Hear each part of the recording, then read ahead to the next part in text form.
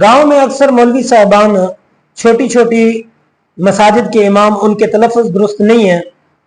اتنے کمزور ہیں کہ جب وہ پڑھتے ہیں تو سمجھ میں کچھ نہیں آتا اور مخارج بھی اچھے طریقے سے ادا نہیں کرتے، تو اس کے لیے ہماری نمازوں کا کیا حکم ہے کہ ان کے پیچھے نماز ہو جائے گی؟ جواب یہ ہے کہ مساجد کی انتظامیہ ہیں، متولی ہیں، انہیں چاہیے کہ وہ باقاعدہ امام کا تقرر کریں۔ کوئی عالم یا حافظ، اگر عالم نہیں ملتا تو حافظ قرآن ہو، اچھے تلفظ جس کے ہوں، ایسے امام کا انتظام کریں۔ اور اس میں بھی جو سب سے پہلی ضروری بات یہ ہے کہ وہ دیکھا جائے کہ صحیح العقیدہ ہو اور ضروریات دین میں سے اتنا علم رکھتا ہو کہ جب کسی کو کوئی مسئلہ درپیش ہو، بنیادی ضروری مسائل، تو وہ ان کا جواب دے سکے۔ اگر وہ ایسا نہیں کرتے تو اگر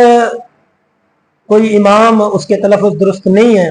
تو اس کا گناہ انتظامیہ کو ہوگا۔ اگر امام کی قرات میں اتنی خرابی ہے کہ نماز کے دوران صحیح ہونے کے لیے جو شرائط رکھی گئی ہے، جتنی مقدار رکھی گئی ہے، اتنی بھی اس کی قرات درست نہیں، تو نہ امام کی نماز ہوگی اور نہ ہی پیچھے پڑھنے والوں کی نماز ہوگی۔ سوال ہے، اگر کسی کو دعائے قنوت یاد نہ ہو تو وتر کی تیسری رکعت میں دعائے قنوت کی جگہ قل هو اللہ پڑھنے سے کیا واجب ادا ہو جائے گا؟ علماء فرماتے ہیں وتر کی تیسری رکعت میں مطلقاً دعا پڑھنا واجب ہے، اور بطور خاص دعائے قنوت پڑھنا یہ سنت ہے، لہذا پہلی فرصت میں دعائے قنوت کو یاد کریں تاکہ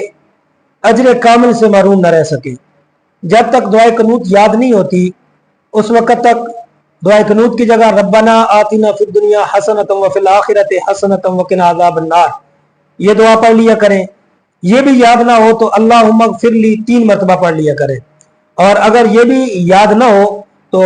قل هو اللہ پڑھنے سے واجب ادا ہو جائے گا۔